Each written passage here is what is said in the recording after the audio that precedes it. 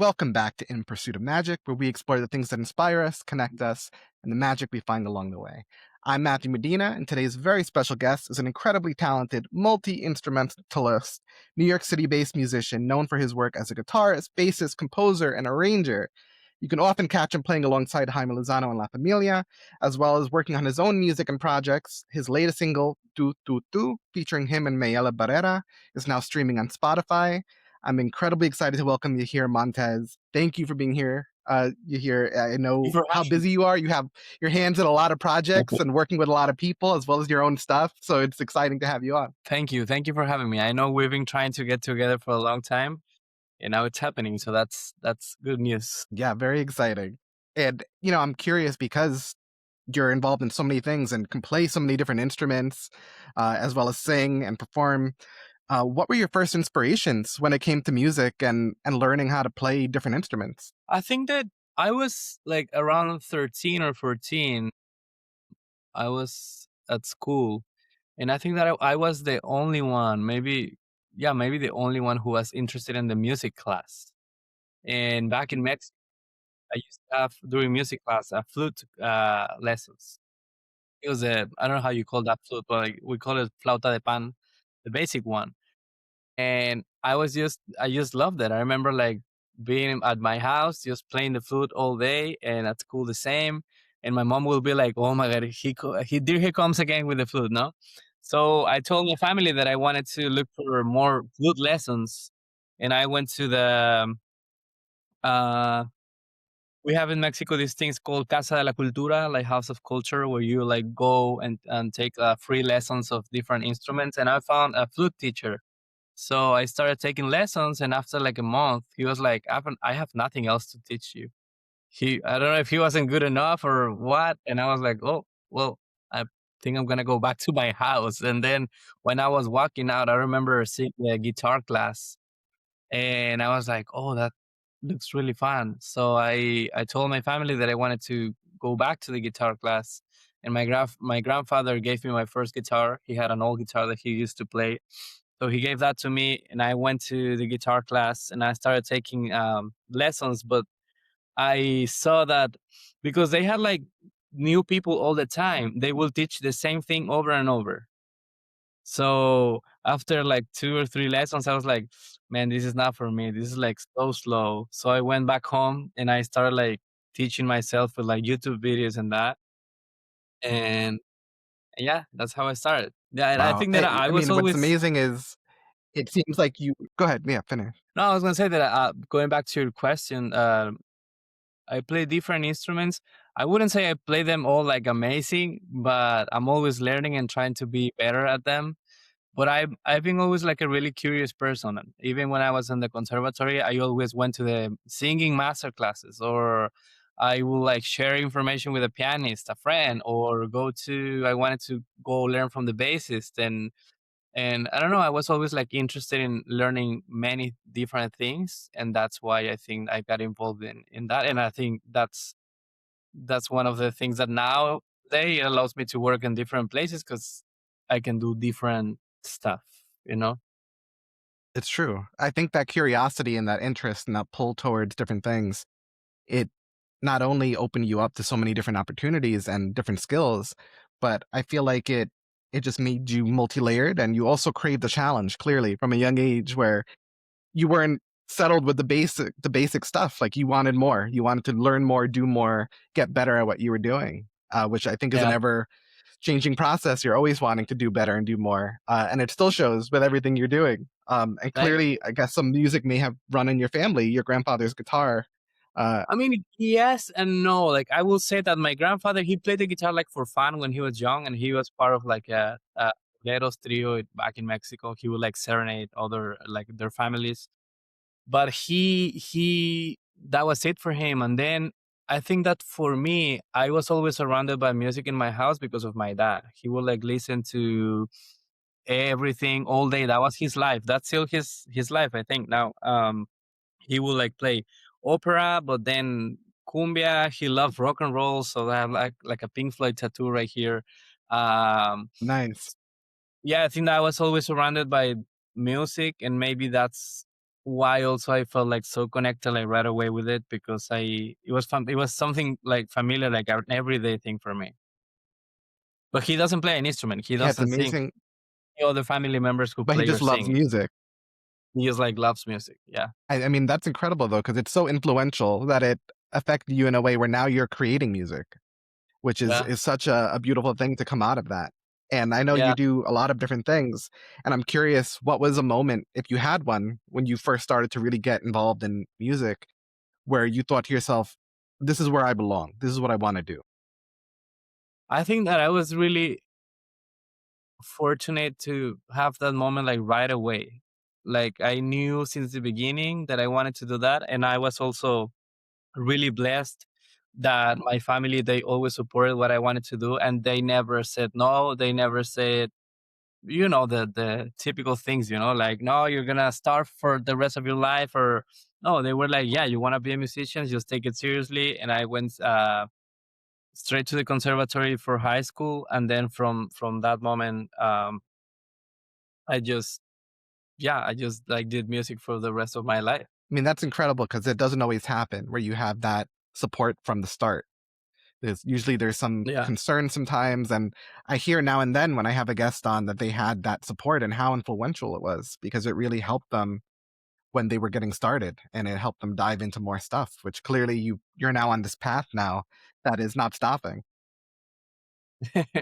Yeah, I mean, I remember when I during the time of being at the conservatory, I will like go there at 7 a.m. to have like my regular lessons, and then I will finish at 2, um, go to have some lunch, and then go back to school, get a classroom, and just practice for like 3 4 hours, and then go home at 8 p.m. So it was like a full day for me, and I never had like complaints. My parents then like they got divorced, and even when my mom was by herself, she would like do anything for me to go to school. She will always go to the concerts, and even though we I don't come from like money, and they always found a way to like work and get me a new guitar and a better one. And if I wanted, something else, so it really makes a difference when you have that support, and emotionally too, because you get to do what you want to do, and you don't have like no one telling you like, don't do that, that's not good, find something else. So I'm really thankful for that. Yeah, it's true, and, it could come with a lot of changes and a lot of obstacles and things to find your way around, and making your way from Mexico to New York City is a big change, working Well, with other people, and I'm curious what role that community, especially in New York and working with others and friendships you built has affected your journey and your experience. yeah, I think I've always thought that I'm a really blessed person. I met my wife back in 2019. She's also a singer. Her name is Delia. I'm sure you have seen her on my videos. We met back in Mexico. We fell in love. Long story short, I ended up coming to. She wanted to move to Mexico, but then I visited New York during the pandemic, and I started like meeting great musicians. And she was like, "Just move." So I moved to New York, and I think that was the first blessing because I see the struggle that people have when they come to New York and they don't have a place to live. They don't have a house that, like with furniture and everything to be comfortable. They don't know anybody. And I think that really made a difference for me because I came to a place where she already had a warm place to live, especially now in the winter. She knew people. She's been living here for 20 years. So she knew people that she made my first connections easier. And then that was like the first blessing. And and yeah, like the next one will be the biggest one. I will say Jaime and Flor. And everything is just like a chain, things happen like so magically. But I remember I was invited to sing at Lincoln Center like after a year that I had moved to New York. My friend Linda Briseño invited me to sing with her a ranchera song. So I went, and I thought that I was going to be playing the guitar. And then she said, "No, I want you to meet this Mexican guy who also plays guitar, and he's also a composer." So Jaime played the guitar. And we met like briefly. We shared some like, yeah, some words. And then I think that for a few months, he thought that I was a singer. And one day I posted a video of me playing the guitar. and he texted me, he DM me, and he was like, "Oh, you play the guitar?" And I was like, "Yeah, that's my main thing." So he invited me to do one of his concerts, and then we became family. And honestly, from that moment on, like I will say, like 80% of the things that I do have happened because they recommended me to someone, and then that changed. That took me to another project, to another person. But I will say my wife and Linda, because she connected me to Jaime, and then Jaime and Flor. Like for me, these are the people that made everything happen, and from like they're like the beginning of the seed of what's been happening with me. So true. I mean, they're such magic makers and really are so helpful to other members of their community and people trying to dive into this creative world, which can feel very lonely at times, especially in a big city and everyone's trying to do something. Hmm. And it's just kind of amazing witnessing the family that's been created. And you see it on stage, you see it after the show, and it's just an amazing feeling. And I find it amazing also that you had, first of all, your wife, who was already in New York, so you had a place to come, and she knew people. Because I've talked to some people who moved here during the pandemic and didn't know anyone, and it was so difficult to try to find your people in a pandemic when there's not much going on. So I just think things, like you said, lined up in such a beautiful way and have led to so many other things. And Yeah. in the midst of things working out and kind of opportunities presenting themselves, there's always going to be moments of missed opportunities or a closed door or something maybe you really wanted and didn't work out the way you thought. And I'm curious how you've managed to learn how to overcome those moments and don't let it stop you from going ahead. Um, I think there are two things that really drive my life in general. One of them is I love living, bro. I love living. I think life is amazing. It's beautiful. It's magic. And I'm just, I really appreciate like waking up every morning and being like, bro, I have another day to live. And the other one is I love what I do. So why am I gonna stop doing what I love to do? It's like that's my motivation. That's the I do that 24/7. And I also know that, sometimes we deal with things that or things happen that they could be difficult, and sometimes we don't understand why. But I'm always a person that who believes that something happens for a reason.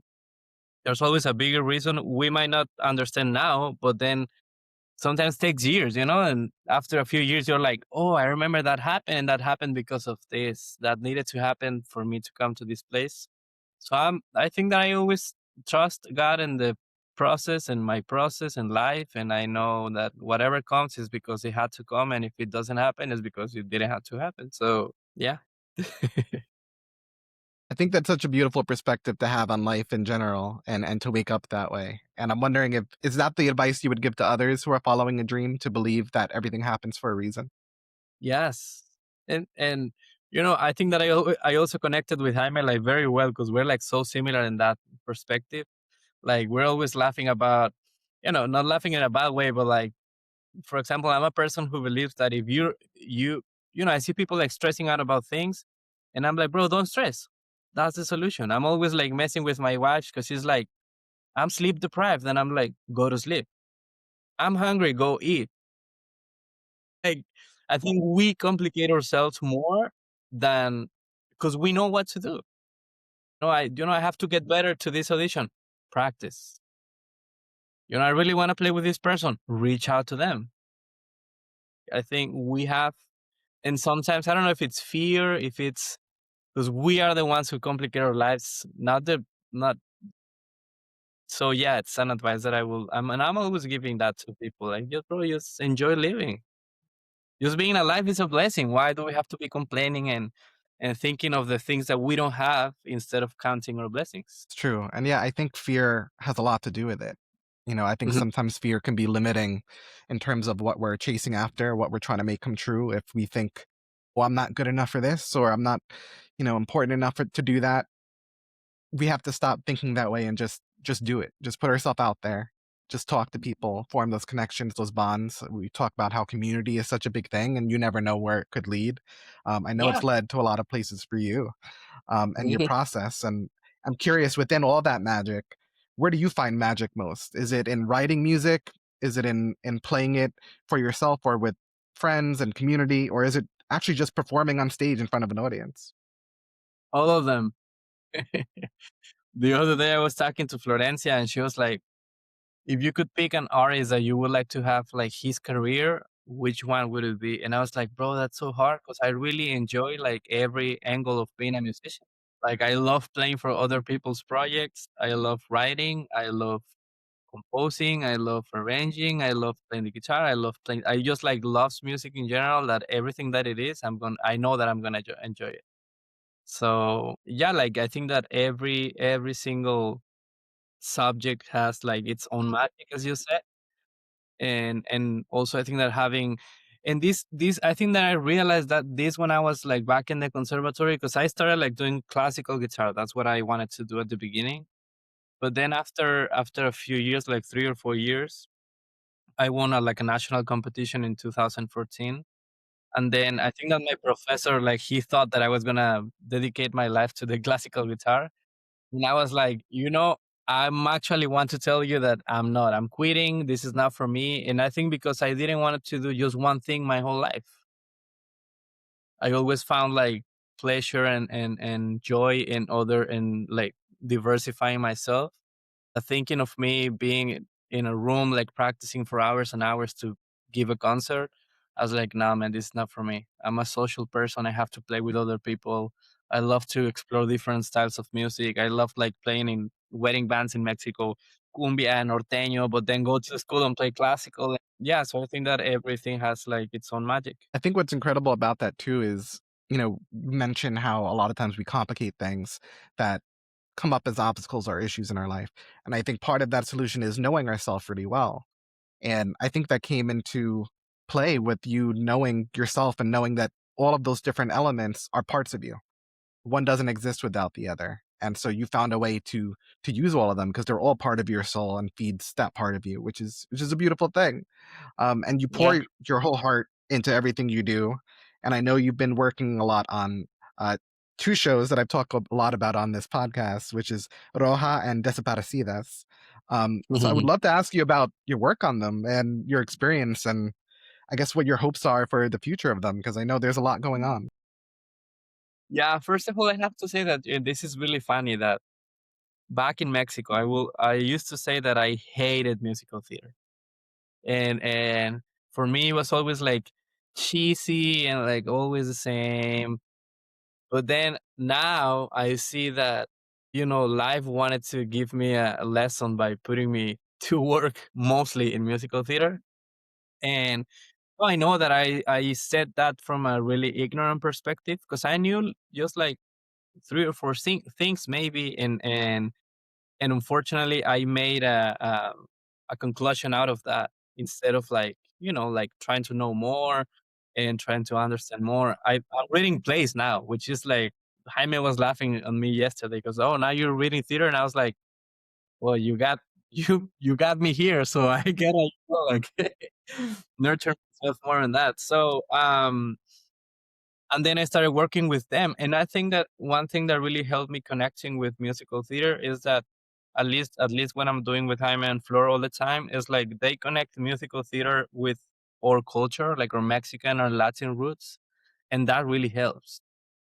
And now I know like, okay, maybe I don't like this type of musical, but that's normal. Like I don't like all the cumbias in the world or all the boleros, like we always find our gems in the styles of music. And specifically with Desaparecidas was actually the first musical I saw in my life. I had just met Flor Jaime, and I went to see. I don't remember the name of the place that they were running at, but I went to see it, and I loved it. And I remember at the end of the show, I wanted to cry, and I have like no issues with people seeing me cry, but I didn't want to be the only one. And then I looked at the audience and they were all crying. I was like, okay, I can cry like freely now. So it was my first time coming from I hate musicals to bro, I'm about to cry being, like seeing this. It was like a shock for me. And then I remember like coming home and being like, bro, we tend to do that too, like to say, I don't like this without even trying. So, and I was like, don't do that anymore. Just maybe in that universe, you'll find things that you like. and at that point, I hadn't played with Heimer Fleur yet. I just went like they invited me as an audience. I went with my wife, and this last year I got to play a few times Desaparecidas, and I was like, man, this is so fun. I love, and you understand that it's beyond, since it's a, like a multi, I don't know how to say this, like multi artistic genre. Like, you know, you have the acting, you have theater, you have music, you have poetry, you have the script, you have, it's like, it's great. And I got to play it, and I get to like listen to the script, and I like hear the story, and knowing that it comes from things that happen in my country and that we struggle with. And I was like, man, this is great. It's at the end of the day, like art just works to like tell our stories and to like picture our reality and our places and our traditions. And I was like, man, this is just another way to do it. And I had to find the shows that I loved. So I truly, and I don't say this because Jaime and Flora are my friends. I mean, they're like my brothers, but I love Parecidas. And I also, for Roja, I've been working with them since the very beginning, and it's also interesting to see how these things have to happen to, you know, in order to become a show. It starts with an idea, maybe a song, maybe a melody, maybe, and that was new for me. And I'm always, as I said, like a curious person. So everything that you give to me that's new, I'm always gonna be like amazed, and I'm always learning from that. So I can say that those two are my favorite shows.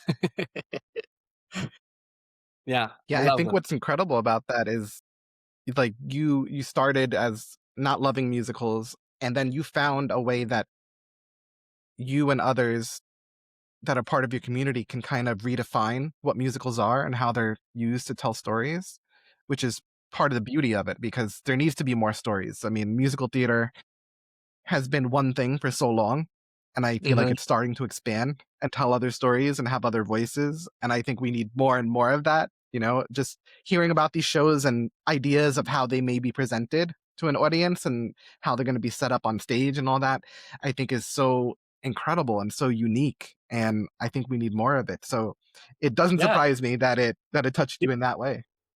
Yeah, and I think we have a society, we have to be open to, because we tend to be like really like a square and close to jazz was invented in the States, so it has to be played this way. And I'm like, bro, but what happens when jazz went to other places and it got like mixed up with other cultures?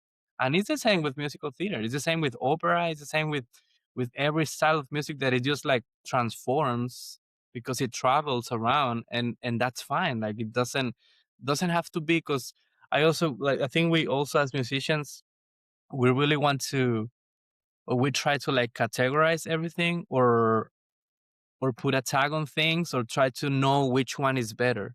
And I'm like, music is not about being better or being worse. It's just coexisting and being, you know? So yeah, you're right. I think I found a way to enjoy this musical theater scene, and it's nice. I was watching the Tonys last year and I was like, bro, I'm getting too far with this. Like In terms of the process of I know there's so many like steps in making these shows a full reality, and I know they've gone through some workshops and performances.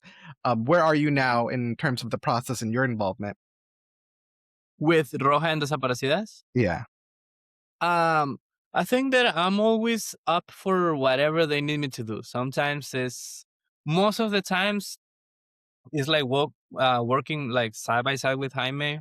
Usually recording the demos. For Roja, we had a residency last year. I don't remember when. I'm really bad with names and stuff, but he wanted to do like orchestration of the things, and I was in a room for like 7 days with them, and it was just me with like multiple instruments. I brought like three different guitars and the bass and some percussion, and he will send me like the click track with the melody, and because I knew the songs, I basically like orchestrated like live like 7 8 songs of Roja.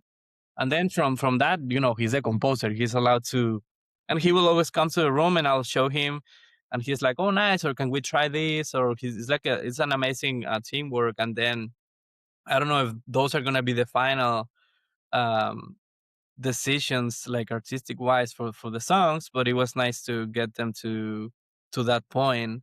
And I think that's mostly what I do with them. Of course, like playing live, but then I'm also like they allow me to be part of that like creative process of not making decisions, but like proposing, like I think this will sound great, or I think I really respect, he's a composer, she's a writer, but they're really open with me to have an opinion, and that's lovely too, because I know creators that they're like, this is my piece, and you're not allowed to talk. So I appreciate that they trust me and my vision of music, that I'm able to give advice or say, I think this will work, or what if we try this, and if they say no, that's fine. But I think that's mostly what I'm doing with Roja, and then with Desaparecidas. Since the music is already, recorded, most of the songs, I've been just playing them. So, and they're always writing, bro. They like, I wish I could have that creativity. Like, they're always writing something new, and it's beautiful. Jaime is now helping with my EP, my music. He's been like doing Awesome. my vocal coach and producing with me, and so I think that we really trust each other, and that's great because we see it as, I'm helping you, I'm giving you wings to fly, and you're giving me wings to fly it, and we're giving each other whatever we need and whatever we can do for the other to get to our dreams. And I think that's a beautiful part of the collaborative process, like being part of that magic of putting something together, workshopping it, changing it, improving it, making it bigger, better, changing some of the stuff that makes it up. I think it's just beautiful that you get to be part of that and then start performing and recording, which is an incredible thing. And I know, yeah, you are working on your music. So tell me about your EP, whatever you can share about it, what you're planning with it, and what were your inspirations for it. Uh, that's a side of me, like composing and writing songs is something that came later in my life. Um, Honestly, came when I met my wife. Because I met my wife, and out of a sudden, I had like songs all over my brain and my head, and I will start like writing songs. But I never wanted to share that with the world because it was like an intimate thing for me. I will like send her. She still has the voice notes, so I will like write a song and send it to her, but that was it. And then one day I was like, bro, I really like singing and I really like this, and I should like just share with the world. I don't, without expectations, I just wanted to share. And when I moved, I had like one or two songs released back in Mexico. And then when I moved to the States, I worked with a dear friend of mine, Baden Goyo, who's a amazing Venezuelan pianist. And he produced my first album, and my first EP, and that was back in 2020, I think, 21. And then I didn't really promote it, the album. And then last year, I was like, I have so many songs. I think it's time to do something else. But I didn't know how to do it. I didn't know if I had to like go to the mainstream thing, or if I had to do more Mexican things, or I didn't know what direction to take with my project. So I was like, I'm just gonna do what I love. I don't have to follow mainstream or the algorithm or nothing. So it's an album, it's an EP that's gonna have a mix of things. I already released 3 songs. I first wanted to have some like collaborations. Florencia's, I'm releasing Friday the 13th, a song with Florencia, and I had the song with Beautiful. Mayela. And so I really wanted it to be a project with collaborations with people that I admire, because at the end of the day, it's our way to have something for eternity, to create a song, to have a recording, and to share our friendship with music. So, but it's gonna have some Mexican music. This is my first time singing Mexican music. It's gonna have whatever I have with Mayela. That's like, I don't know, like pop R&B. I don't know how to call that. I have a salsa song that I'm recording with Jaime. Yeah, it's like, I think it's just like me, like a diverse album. you know, it That's doesn't fall. exactly what I was gonna say. It makes up the different parts of you. You don't fit Yeah, into one specific box. You're all the things. yeah, and I love that. So What's the I'm name of the track coming out on the 13th with uh, Florencia? no lo merezco. Like I don't deserve it.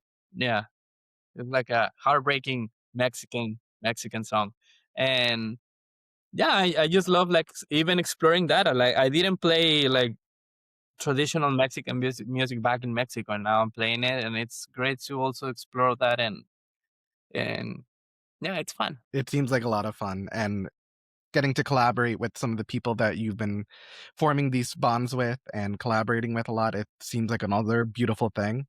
Mhm. I have to ask about "Tu Tu Tu" with Mayela, and I'm curious when you do the songwriting process, do you originally imagine it as a duet, or does it just turn into it as you start thinking about recording? No, these ones I had to make them duets because they were songs that I just wrote for myself. I have another one with Lucia Gutierrez, an amazing Mexican jazz singer.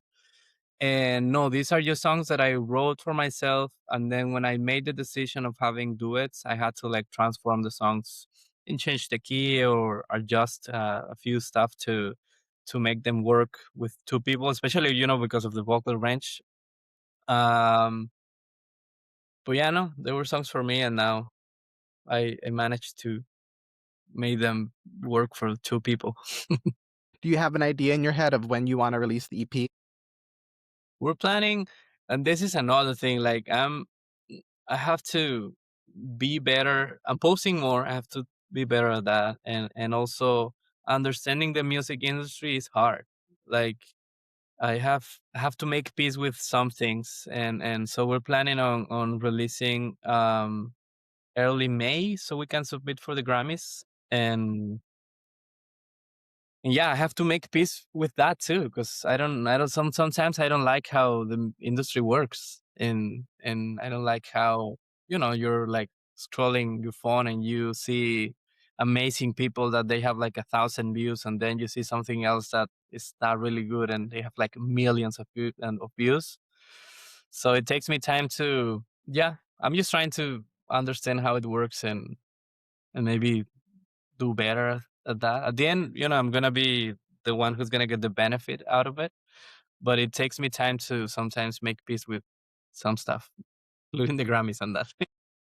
Yeah. But yeah, I mean, it's such a complicated industry, like you said, where there's a lot of politics involved in that kind of stuff. And I think the beauty in what you're doing is you're making your stuff, you're putting it out there, you're working with people you admire and who admire you, and just doing the thing, which I think is the important first step. You're creating, you're putting yourself out there, which is yeah. super important. And it's led to some incredible performances at some iconic locations. I mean, Lincoln Center, Carnegie Hall, Times Square, Joe's Pub. You've been all over. I'm curious if there's any of those locations that particularly stands out as one of your favorites or a great moment or memory? Oh my God, so hard. I will say Carnegie Hall was really special, not just because of the venue, but because I had that debut with with my wife. So it was a debut for both of us. She was invited to sing at a mariachi gala performance concert. She was singing like 5 songs, and then the organizer of the event, who is my friend Ramon Ponce, and my wife, they thought of bringing me in to play a bolero with her. So that's really special because I have pictures of that with my wife, and that's it's a meaningful moment for both of us. But also, like every Lincoln Center show, it's so fun. I mean, I met Jaime at Lincoln Center, and then he's brought me, I mean, with Florencia to Lincoln Center like 10 times now. So that's great. That's beautiful. Joe's Pop, the same with Jaime, with Miguel Angelo. That's another friend that I work with constantly. So yeah, I just love collecting memories. It definitely performances at both Lincoln Center and Joe's Pub feels like a party. And it feels like just family coming together to jam out. And it's always such a great experience. And you can tell everyone on stage is just having the time of their life, which comes through in Yeah. the music. I mean, you have the talented music and the great sound, but then to see the excitement, the happiness, the joy, I think is just so warm and inviting and welcoming, which I think your love for music shows that that's the kind of feeling you want to put out into the world with your music, which I think you're doing really well. Which is Thank you. why you have the collaborators you have and the success you're having, and you work with a lot of musicians. So what is it like to work alongside so many others? Sometimes in an ensemble and working alongside a giant band, because it'll go from the individual, like you said, with Jaime in a room and recording stuff, to being with a whole band of people. So what Yeah. is that like? And do you have a preference? Like, what do you like more? I don't know. I have to say that when I moved to New York, the first group of people that I had, it's my beautiful Venezuelan friends, Gabriel Chacar, Hiva Dengoyo, amazing musicians. When I saw them play, I was like, bro, what am I gonna do in this city? Like they're so amazing. I have like nothing to offer, and and I feel challenged every time I play with other people, and that's great. That's a great feeling because then you don't get like in a comfort zone, you know.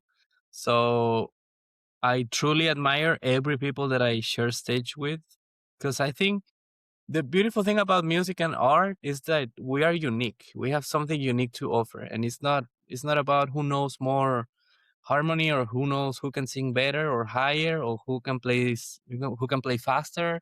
It's just like whatever you have is a unique thing. Or voices are unique, so you actually get to know the people through their music and through their playing and through their vision of conception of the songs we're playing. So, and especially in this city, because then sometimes with Jaime we have people from Europe and Asia and from the Yeah. States playing salsa music, and to get to experience their conception of these styles is just great. So yeah, honestly, like truly admiration for everybody, and and I just I had to say like thank you for always challenging me to be better. It's interesting you share that experience of coming to the city and seeing so many talented people and wondering what you're going to do, because I think that's such a common feeling with anyone who's trying to do something. Hmm. There's going to be inspirations and people you admire, and sometimes you're going to look at them and be like overwhelmed because it's just a lot to take in. All the And time. there's two things that I've heard from people that was a beautiful piece of advice. One is, like you said, the uniqueness. When you walk into a room, you're bringing something that no one else is going to bring in the same way that you bring it. And the other thing that someone once told me is, you deserve to be among the people you admire.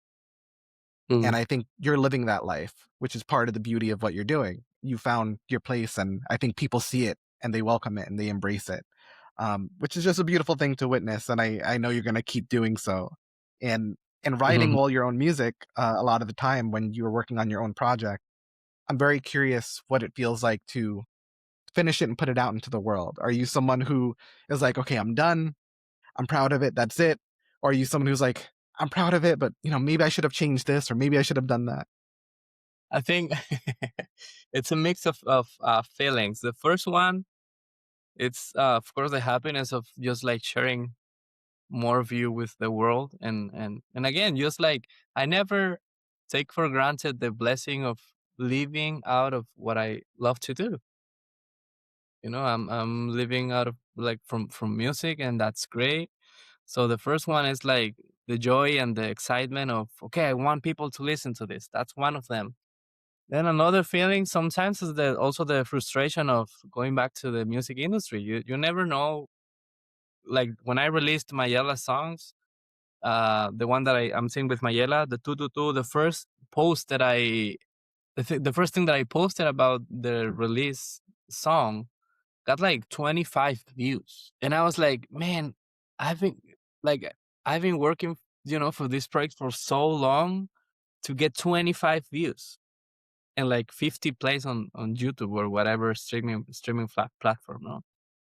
So that's also a challenge. And then I had to remind myself that again, I'm a person who I think that everything is in life is about perspective. So, I could live in that side of like the negativity of like this sucks, 25, ta ta ta. But then I was like, man, okay, what are the positive things about this? And I was like, the first one is it's always the same one. I'm making music. I'm singing with a friend. I get to hear my, my baby becoming a real thing, my song. I'm working with people that I love and I admire. I'm building a career. So yeah, it's a mix of bad, I mean, not bad, but like bittersweet things and great things. But I think it's part of being a musician and an artist in general, you know?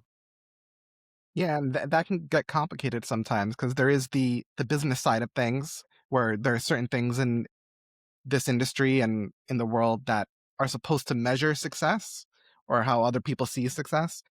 But then there's just the personal success of feeling like you accomplished this, you're doing this, you're actually making stuff, people are listening and people are liking and responding. And I think that's the beauty of it because yeah, I understand that feeling of feeling like, oh, not that many people saw this or not that many people shared it. And I think my process of figuring that out for myself was conversations with people who did watch or see something and Mm, hearing how they responded and that they see what I'm doing and they believe in it. And yeah. if I believe in it, that's all that really matters. And Mhm. it'll find its kind of energy and its momentum on its own if I keep believing in it. And I'm so proud and happy that you are believing in what you're putting out because I see a lot of other people believe in it clearly. You keep on getting involved in projects and putting out your own stuff and it's a thing of beauty. So very happy that you are finding that way of thinking because it's I think that's part of the magic. I think just knowing that what you're offering the world is something that's uniquely you. And there are people who are going to respond to that. And it's going to be the right people. And that's all that really matters in the end. The other stuff will come out of that. And it's sometimes it's hard to kind of block out the worries about that and how we're going to make that happen. But I see it and I see it happening.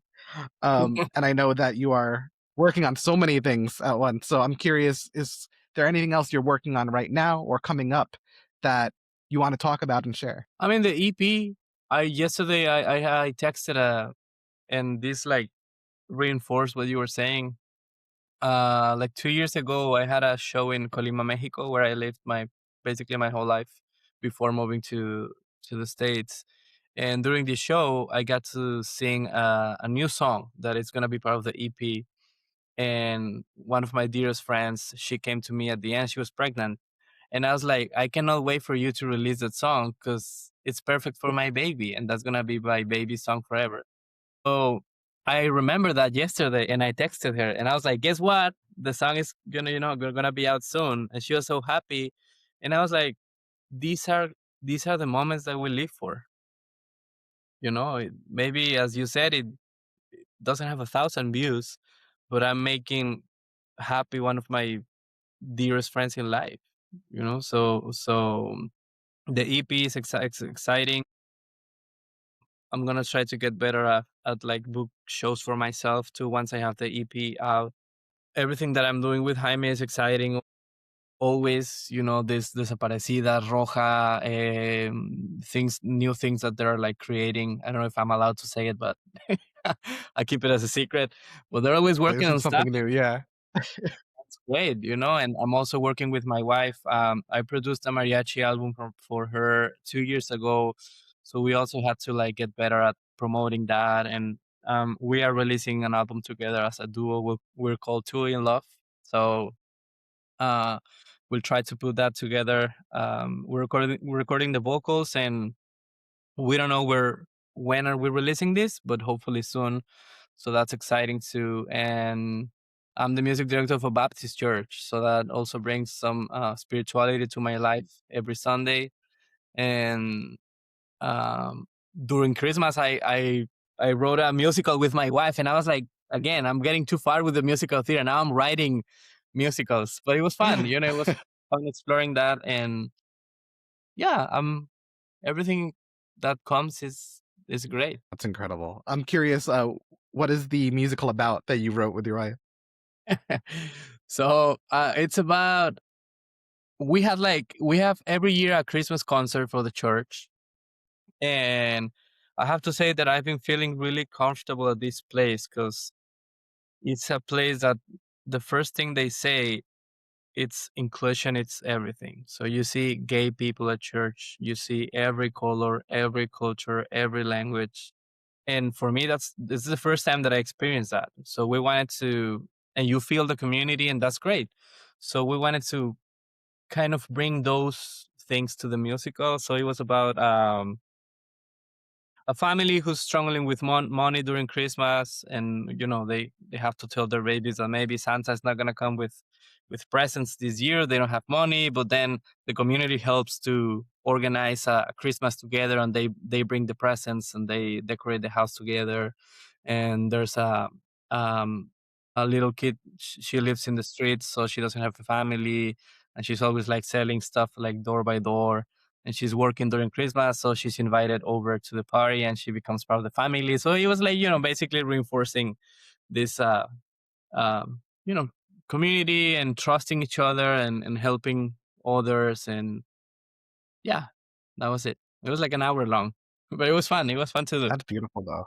do. It's so funny that you keep getting involved more and more in musical theater, especially where you started and how you saw it, but now you're making it your own, which I think is part of the beauty of it. And my Yeah. last question is, how do you hope to create magic for others in what you do? Mm, I think I was thinking of that yesterday because I have two like private students.